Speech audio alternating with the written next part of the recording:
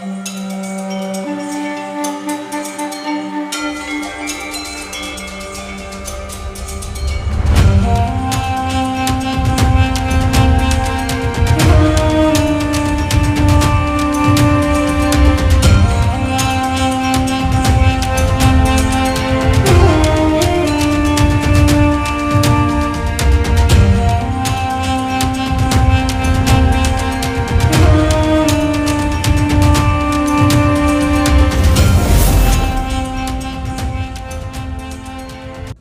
Morning everyone, সকলকে মজনু বিদ্যুৎ YouTube চ্যানেলে স্বাগত।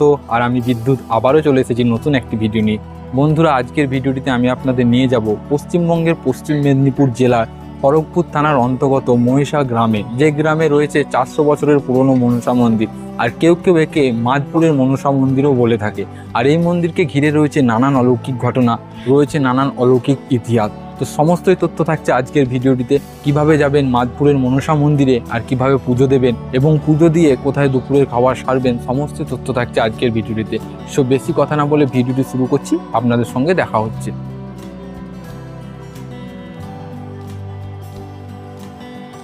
বন্ধুরা, আজকের যাত্রাটি শুরু করছি বীরভূমের তারাপীঠ রোড স্টেশন থেকে।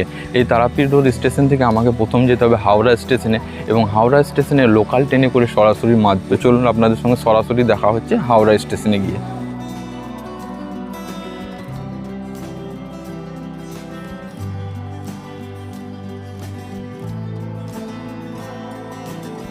সো বন্ধুরা, ফাইনালি পৌঁছে গেছে হাওড়া স্টেশনে। আর হাওড়া স্টেশন আসতে আমার সময় লাগলো বীরভূম থেকে প্রায় 5 ঘন্টা মতন। আর হাওড়া থেকে এবার হাওড়া পশ্চিম মেদিনীপুর লোকাল ধরে আমরা সরাসরি যাব মাদপুর স্টেশনে। এছাড়া আপনারা জগপুর স্টেশনেও যেতে পারেন। মাদপুর এবং জগপুর দুই স্টেশনের মধ্যিখানে রয়েছে এই 400 বছরের পুরনো মনসা মন্দির, যেটা মহিষা গ্রামে রয়েছে। আর হাওড়া থেকে পশ্চিম মেদিনীপুরের কিছু ট্রেনের লিস্ট আমি স্ক্রিনে দিয়ে দিচ্ছি। সেই লিস্ট দেখে আপনারা কিন্তু ট্রেনের মাধ্যমে মাদপুরে যেতে পারেন।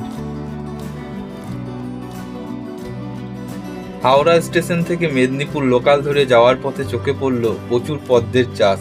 যাত্রাপথের দূরত্ব 102 কিলোমিটার। মেদিনীপুর লোকালের ধীরগতি যতটা না বিরক্ত করতে পেরেছিল, তার থেকে মুগ্ধ হয়েছিলাম প্রকৃতির সৌন্দর্য দেখে। সো বন্ধুরা, ফাইনালি পৌঁছে গিয়েছি মাদপুর স্টেশনে। আর মাদপুর স্টেশন আসতে আমার সময় লাগলো প্রায় 3 ঘন্টা। যদিও এত সময় লাগে না, আজকে ট্রেনটি লেট ছিল তার জন্য এত সময় লাগলো। আর হাওড়া থেকে প্রায় 30টি স্টেশন অতিক্রম করার পরেই মাদপুর। আর আমরা এখন আছি 3 নম্বর প্ল্যাটফর্মে। আমরা যাব 1 নম্বর প্ল্যাটফর্মের দিকে, এবং সেখান থেকে বেরিয়ে সরাসরি চলে যাব মহিষা গ্রামে মনসা মন্দিরে। বন্ধুরা, আমরা 3 নম্বর প্ল্যাটফর্ম থেকে 1 নম্বর প্ল্যাটফর্ম হয়ে টিকিট কাউন্টারের পাশ দিয়ে বেরিয়ে এলাম। আর এখানে একটি টোটো স্ট্যান্ড রয়েছে। আর এখান থেকে মনসা মন্দিরের দূরত্ব হচ্ছে 4 কিলোমিটার। আর আপনাদের ভাড়া পড়বে জনপ্রতি 20 টাকা করে। তো আমরা টোটো করে এবার যাব মনসা মন্দিরে, এবং সরাসরি আপনাদের সঙ্গে ওখানেই কথা বলছি।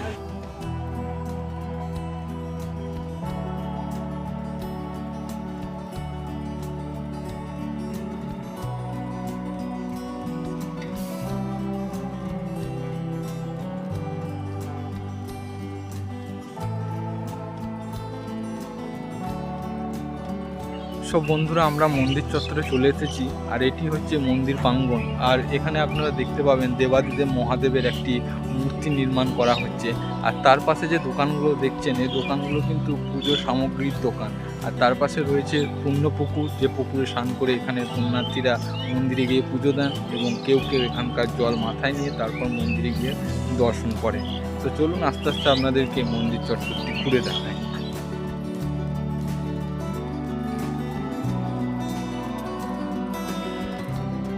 দাদা, এখানে পুজোর ডালা পাওয়া যায় তো? হ্যাঁ হ্যাঁ, পুজোর ডালা ফালা সব কিছু পাওয়া যায়। পুজোর যা কিছু সরঞ্জাম সব পাওয়া যায়। কিরকম কি দাম রয়েছে পুজোর ডালার? দাম যে যেরকম নিবে 50 থেকে 100, 150, 200, যে যেরকম নিতে পারে। নির্দিষ্ট কোনো নেই? নির্দিষ্ট না, আপনার মন মতো, মন খুশি মতন যেটুকু ময়কে পূজা দিবেন সেটুকু। আর এই যে দোকানগুলো সব বন্ধ, এগুলো কি? এটা শনি মঙ্গলবার সব দোকান খোলা থাকে। আর বাদ বাকি দিন 2টা করে দোকান খোলা। আচ্ছা আচ্ছা, কতক্ষণ খোলা থাকে মানে মন্দির? এই মন্দির সারাদিনটা। ভিড় বলতে মঙ্গলবার আর শনিবার? মঙ্গলবার শনিবার। ঠিক আছে, অনেক ধন্যবাদ আপনাকে। ওকে। বন্ধুরা, মাদপুরের মনসা মন্দিরে এটাই হচ্ছে মূল গেট। এছাড়া আরও পাশে কিন্তু 4টি গেট রয়েছে। আর গেটের উপরে আপনারা দেখতে পাবেন নারায়ণের মূর্তি রয়েছে, এছাড়া অনেক কিন্তু দেবতাদের মূর্তি রয়েছে। মন্দিরের দেওয়ালে আপনারা দেখতে পাবেন মা মনসা কীভাবে মর্তে পুজো পেলেন সেই চিত্র কিন্তু মূর্তির আকারে ফুটিয়ে তোলা হয়েছে।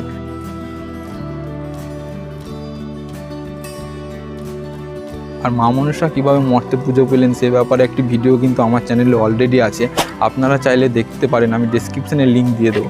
আর মন্দিরের সামনে আপনারা দেখতে পাবেন এখানে অফিস রয়েছে, আর অফিসের দিকে আমরা যাব এবং এখানকার কী কী নিয়ম রয়েছে সব কিছু আপনাদেরকে দেখাবো।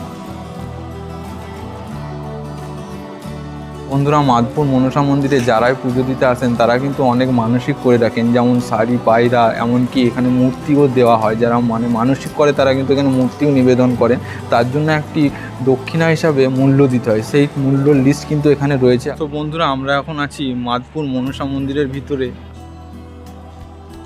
এই মন্দিরে আসলে আপনাদের মনে হবে যে মন্দিরে ছাদ নেই কেন।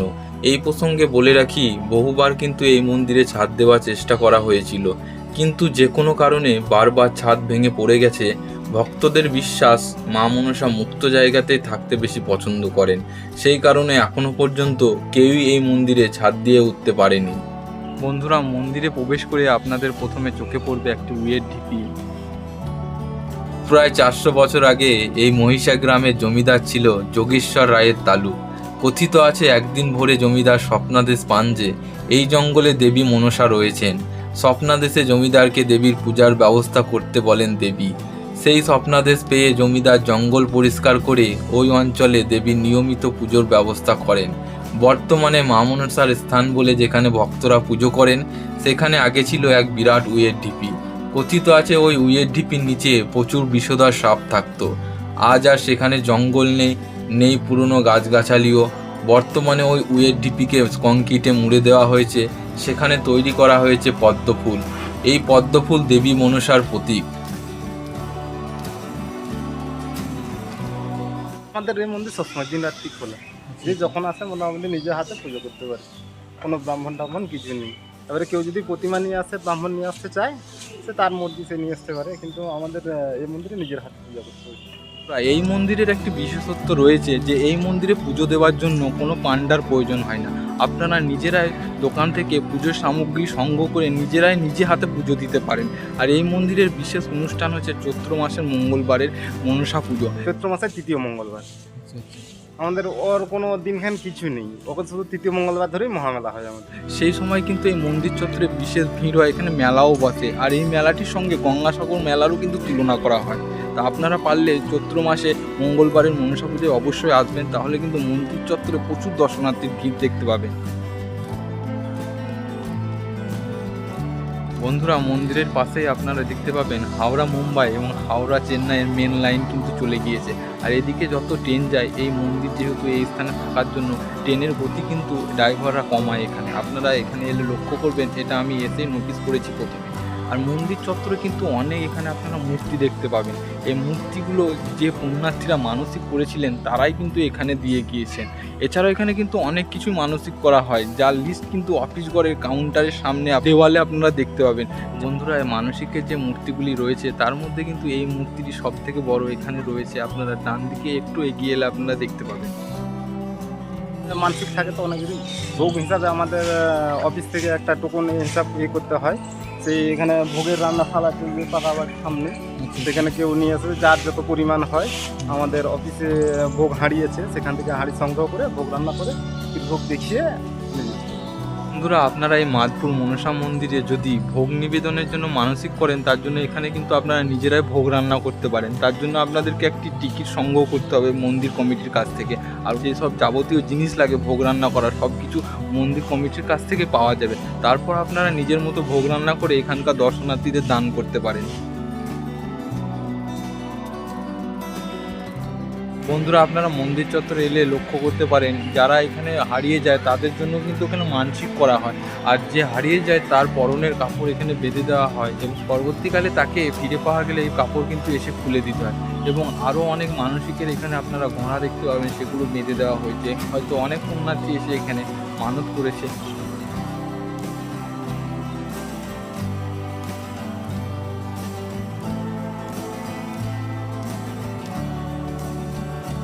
বন্ধুরা, আমার পিছনে যে দোকানগুলি দেখছেন সেগুলি কিন্তু সবগুলি হোটেল, আর এই হোটেলগুলি কিন্তু শনি মঙ্গলবার খোলে। আর আপনাদেরকে বলবো, আপনারা যদি এই মন্দিরে আসতে চান তাহলে আপনারা আসবেন শনি মঙ্গলবার, কারণ এই দিন আপনারা সব দোকান খোলা পাবেন এবং আপনারা পুজো দেওয়ার সামগ্রী নিতে পারবেন। এবং এখানে প্রচুর ভিড় এবং এখানকার পরিবেশটা অন্যরকম থাকে।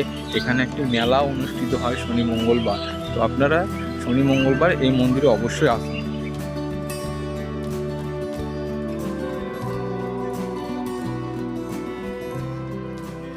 সো বন্ধুরা, আজকের ভিডিওটি কেমন লাগলো নিচে কমেন্ট করতে ভুলবেন না। আর ভবিষ্যতে এরকম ভিডিও পাওয়ার জন্য চ্যানেলটিকে অবশ্যই সাবস্ক্রাইব করে রাখুন। আবারও দেখা হচ্ছে নতুন একটি ভিডিওতে। সবাই ভালো থাকবেন, সুস্থ থাকবেন।